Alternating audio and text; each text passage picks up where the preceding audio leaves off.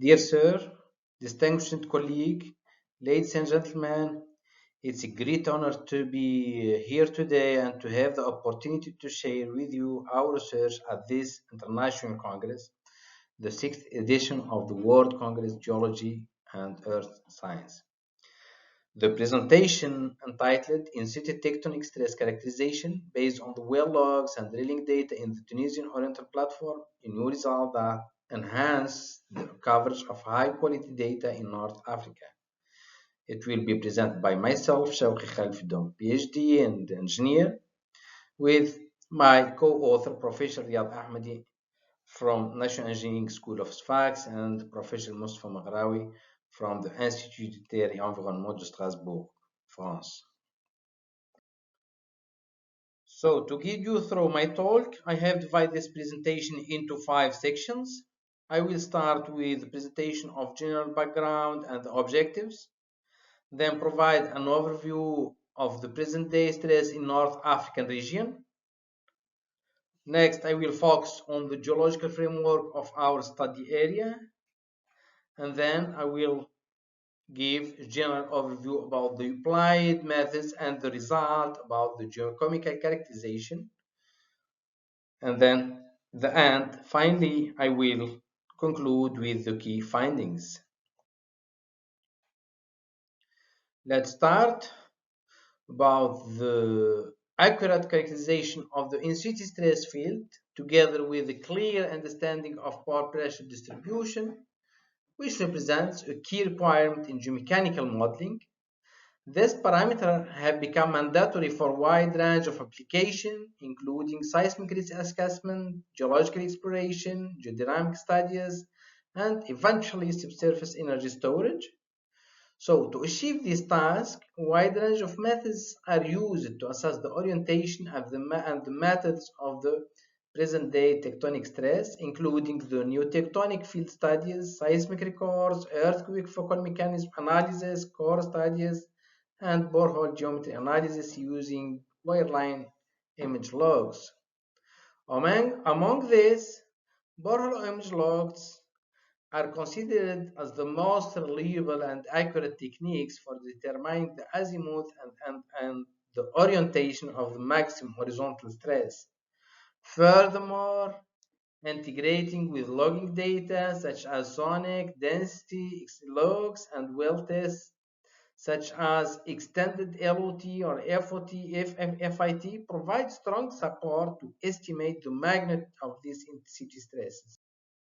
In the present work, which being the first of its kind in Tunisia Basin, we look to analyze, to process, and to interpret the borehole image logs and the drilling data in the Oriental platform of Tunisia, where the prefixed objectives are about the characterization of the in-situ stress tectonics in terms of orientation and magnitude using relatively high-quality data, identify the prevailing tectonic regimes, then to see the contribution to the improvement on the update of the world stress map coverage in the study area and across the North African basins.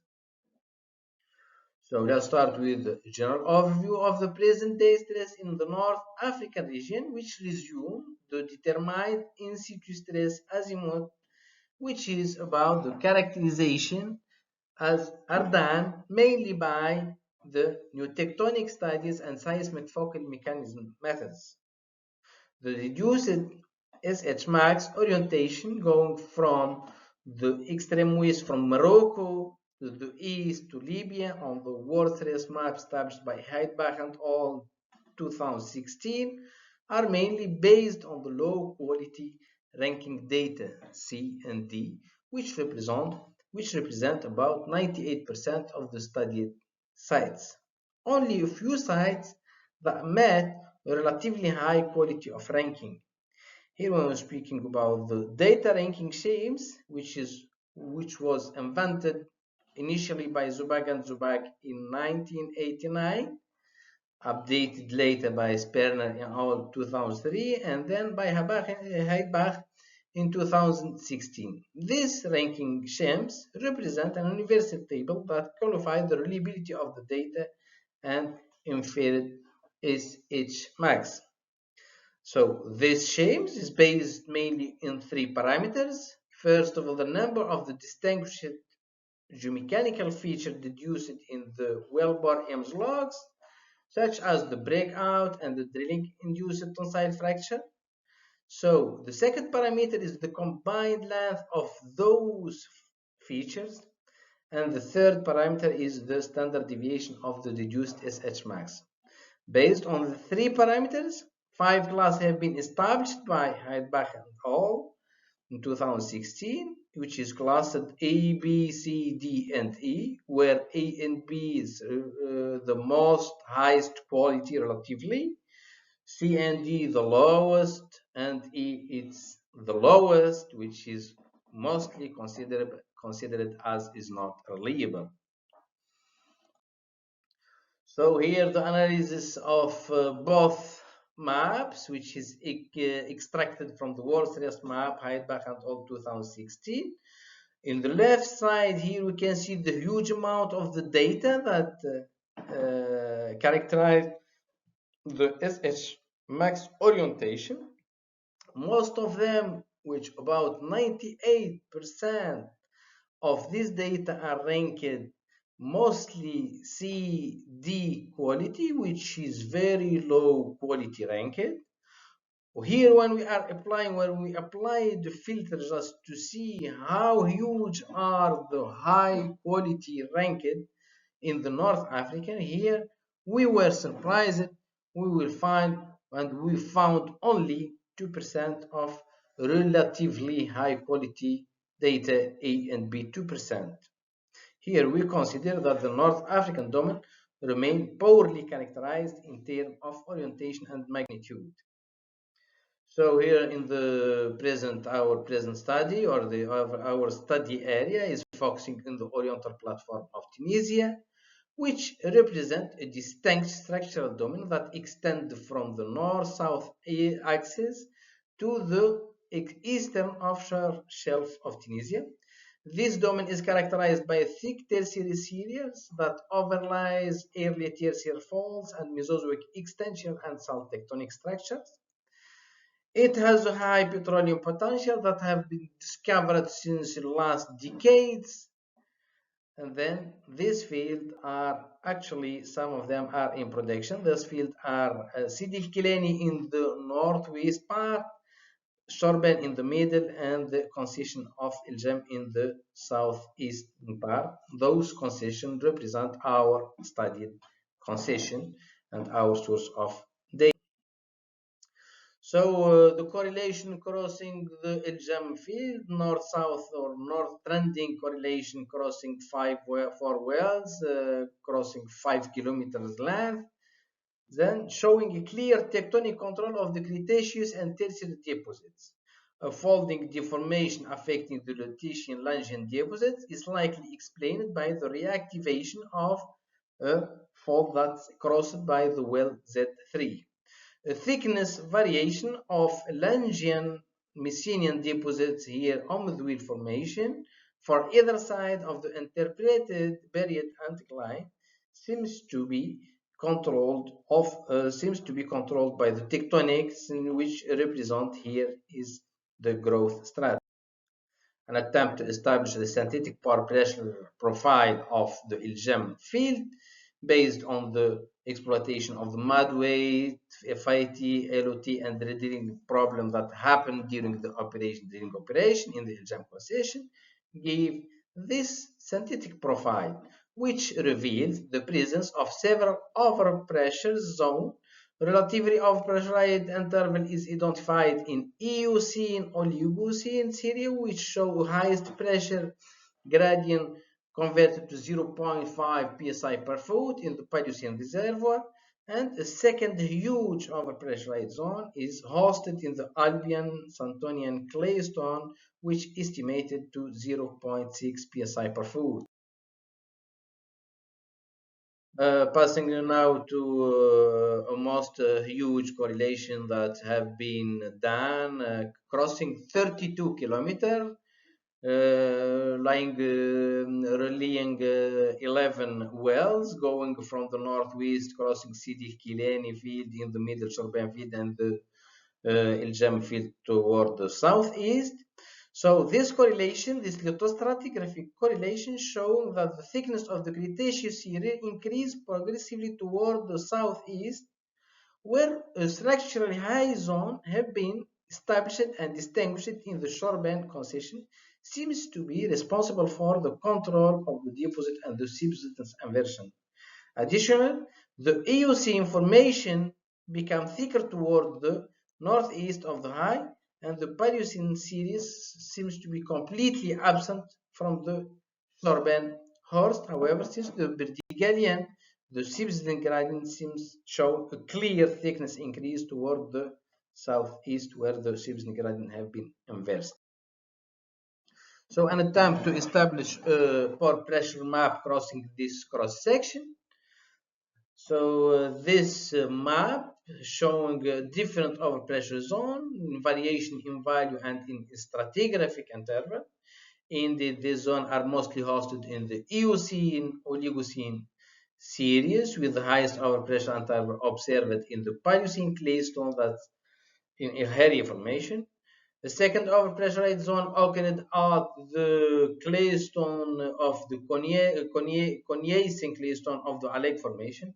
However, only the X5 deep well reached the Albian Cenomanian and revealed the existence of another overpressure zone occurred in the late Cretaceous claystone of El Fahdan Formation.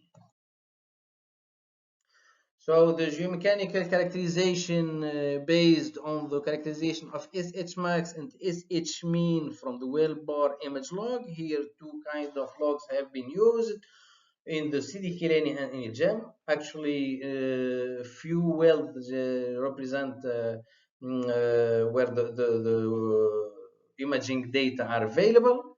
Here just two kinds of imaging log. Here there's a micro resistivity and acoustic in the well X3 of Sidi Kilani, and here the UBI, the sonic data, imaging data that's available in the well Z3. The analysis of the processing of this data revealed the existing of different geomechanical feature. Here we can distinguish the appearance of the breakout, which allowed us to determine the maximum horizontal stress, which is usually perpendicular to the breakout feature, and giving a value of the north 155 degree, more or less. And here the determination of the drilling induced tensile fractures, giving exactly the azimuth of and the orientation of the SH max, which is giving the same as determined in the Sidi Kilani concession. Here we can see that the magnitude determination of SH mix maximum using the Barton equations based on the characterization of the breakout width, which is varying between 25 degree and 65 degree, giving an average of 35 degrees, standard deviation 10 degrees. So the P wave velocity within the carbonate of Abiad formation companion maestration is approximately 4,355 meters seconds. Then the overburdening stress has been estimated to 0.92 psi per foot for the Oriental platform in Tunisia, published in Adwani of 2019. So the determined magnitude of SH max is assimilated to a pressure gradient of about 1.25 psi per foot. So missing now to determine the magnitude of SH minimum, which is useful, usually used based on the extended Likov test, injectivity test, which is revealing the variation of the pressure versus time during the injectivity test.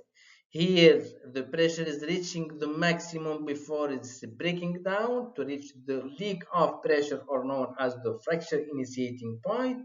And then after we have the formation breakdown pressure, which is about 3,900 psi, converted to about 0.74 psi per foot as a pressure gradient.